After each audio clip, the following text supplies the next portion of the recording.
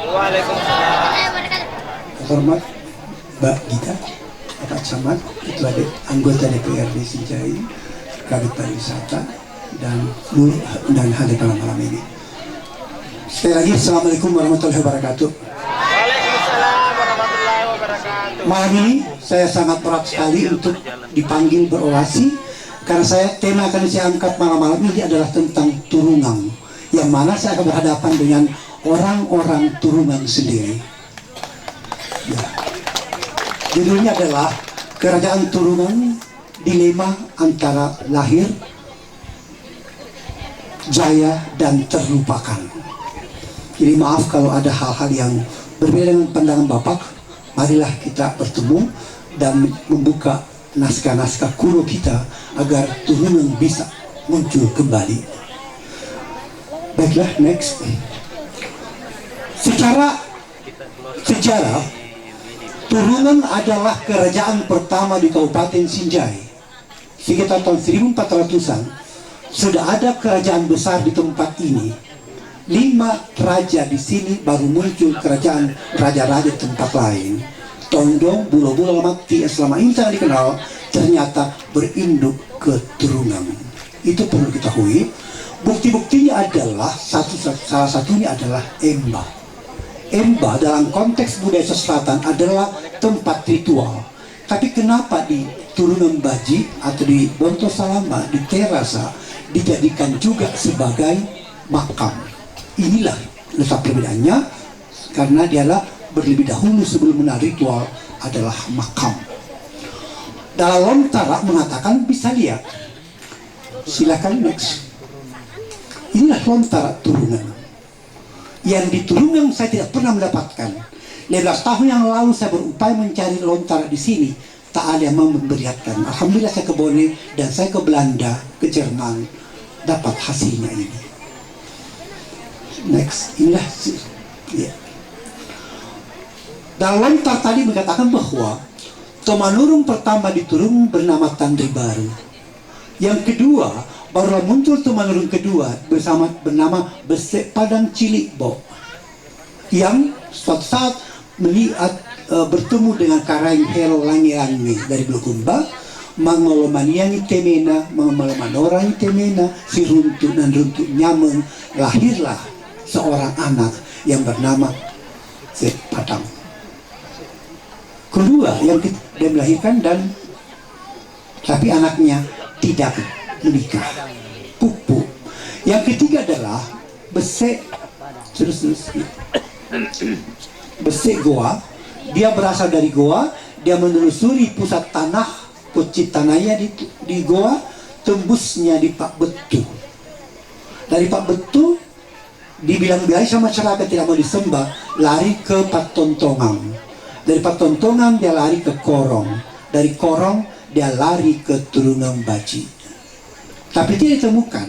Nantilah seekor anjing menemukan bayangannya dalam sumur, mengatakan bahwa ada raja di atas, ada menurun di atas. Dilaporlah kepada rajanya, Karenggoa, sehingga mengatakan, tolong dilihat di atas, ada betul di atas Besek Goa Tarik tersebut. Oleh orang tuanya dikatakan, no mau kemana nak? Dari Karaing dari Turungang. Tapi dia tidak bersedia. Saya tidak mau turun. Akhirnya dibujuk oleh ada epak. Itu bulu-bulu, bulu lohe, sereng dan mangopi. Turunlah dia, sehingga mau saya turun dengan ketentuan, buatkan istana buat aku. Akhirnya ada epak mengatakan, mana istana? Tidak ada alat yang bisa dipakai buat rumah. Jadi dia katakan, ini saya bawa pisau lipat, ambil pisau lipat tersebut. Akhirnya dibuatlah menjadi sebuah istana di tepatnya di Kampung Sopeng, Turungang. Terus saat pemerintahan Besek Goa, lahirlah 10 dewan adat yang dibentuk oleh Besek Goa.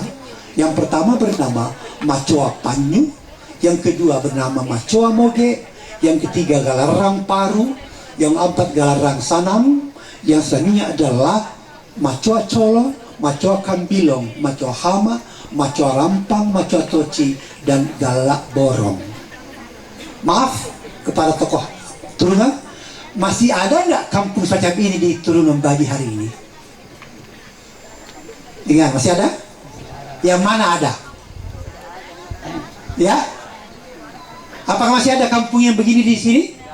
Habis nih.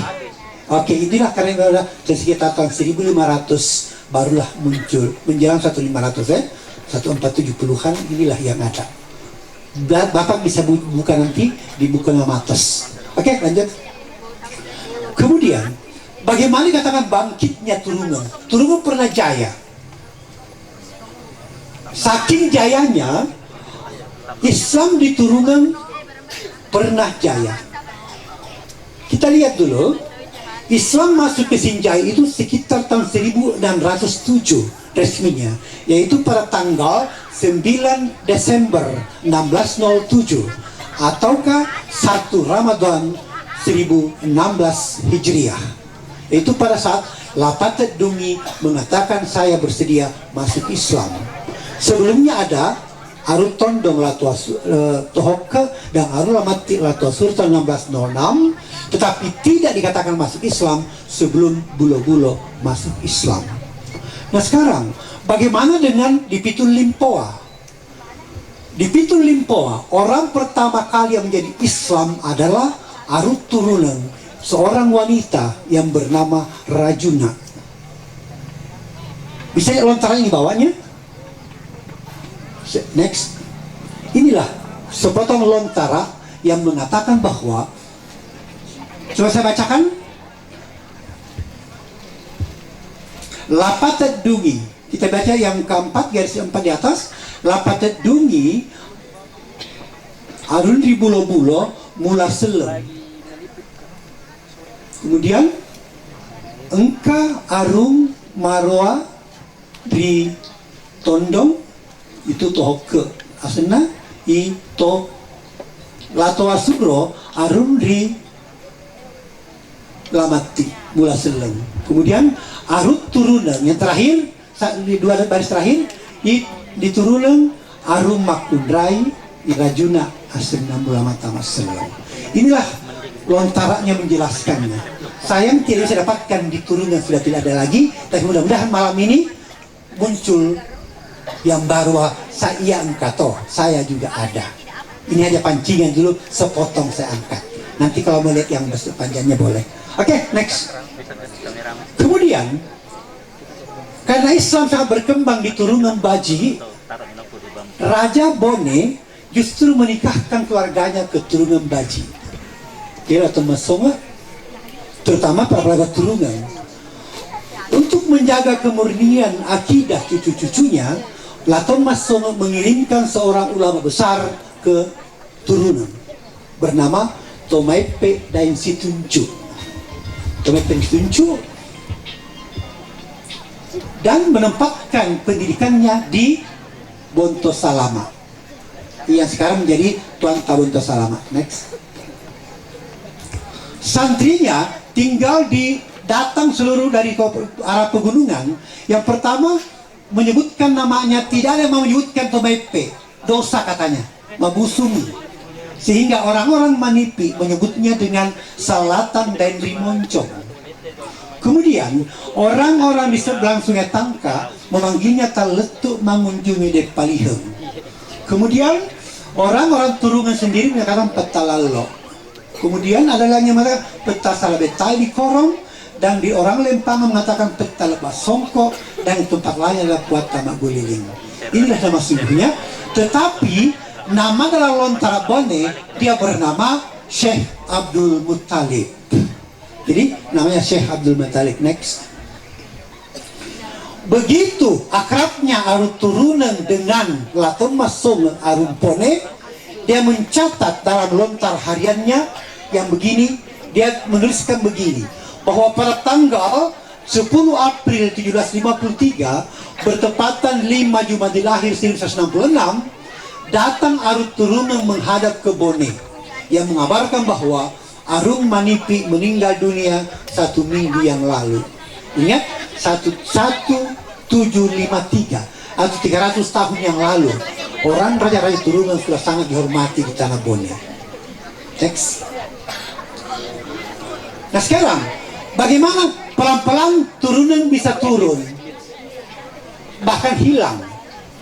Sebabnya adalah karena Sinjai kalah perang. Urutannya begini. Tahun 1667, perang Bonegoa di Bantaeng, pasukan Pitu Limpoe dipimpin oleh Raja Arung Manipi bernama Nyomparang dan Pabeta. Dia menyerang Belanda di Bantaeng bersama Bone dan membunuh banyak orang Belanda. Kedua, sebenarnya pada agresi militer kedua di Mangarabombang Sinjai tahun 1825, pasukan-pasukan Manipi dan Turungan dipimpin oleh Lapataro dan Pacida namanya Aruterasa dan Manimpahoy. Keluarganya menghancurkan Belanda di Mangarabombang.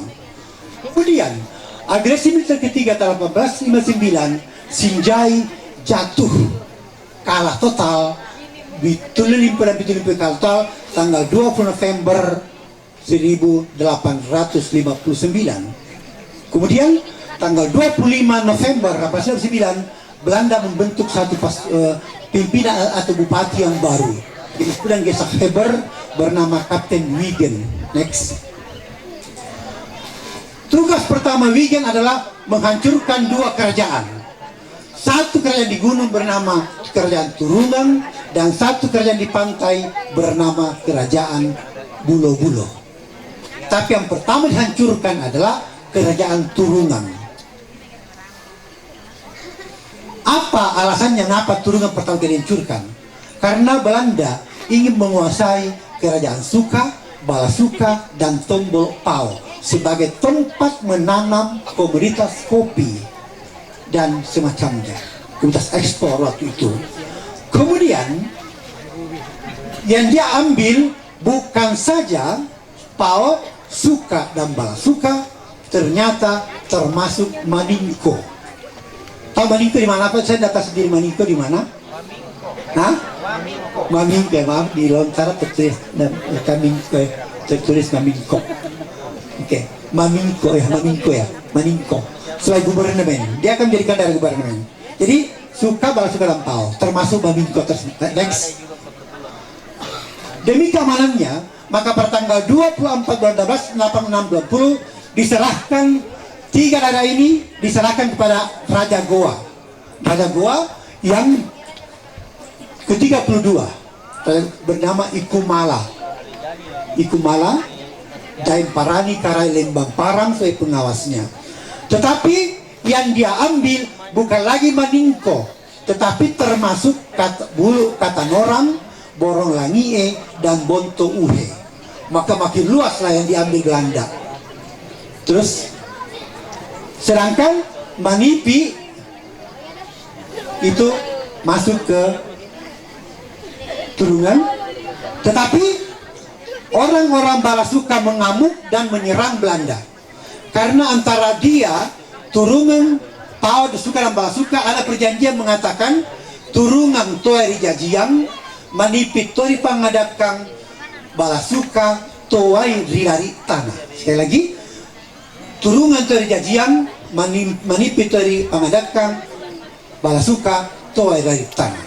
Artinya mereka tidak mau berpisah yang dua bersaudara. Kemudian diseranglah Manipi. Waktu itu kedatangan seorang tamu. Oke, terus next.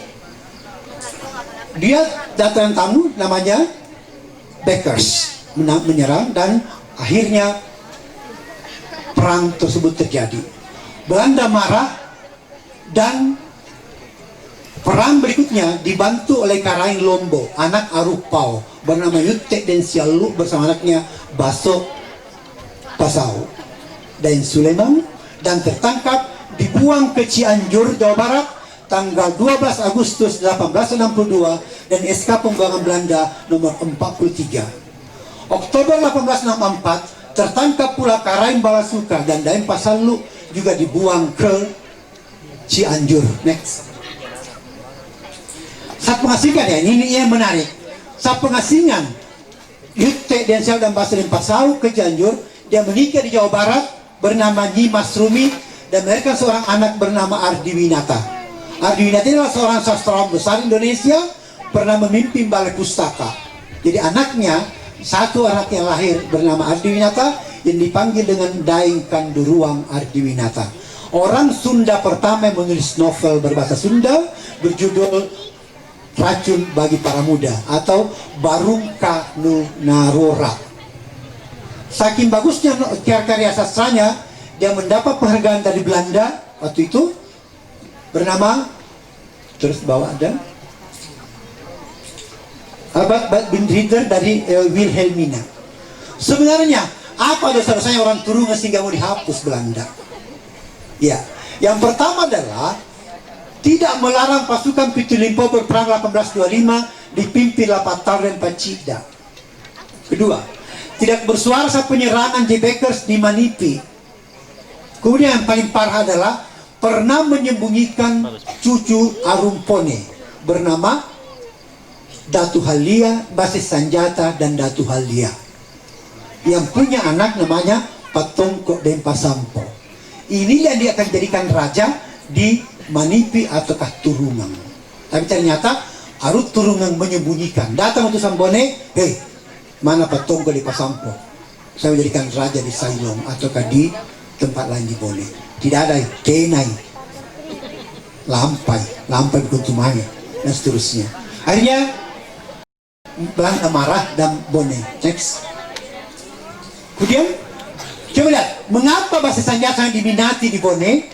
Karena Basis Sanjata adalah bangsawan Lindrung Bulo-Bulo yang anak dari Mariati dan Matajang dan Makatundren dan Malompo, putra Karen Kajang.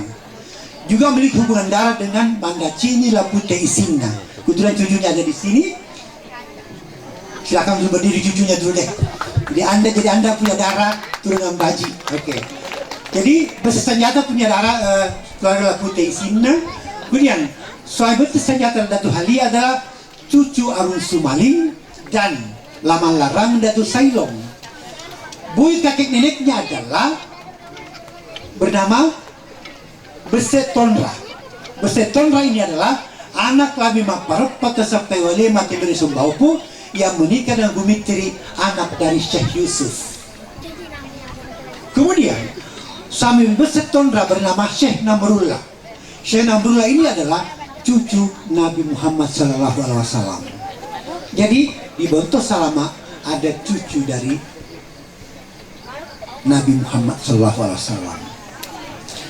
Jadi segi keluarganya Arung Garecing dan seterusnya. Next. Inilah silsilahnya.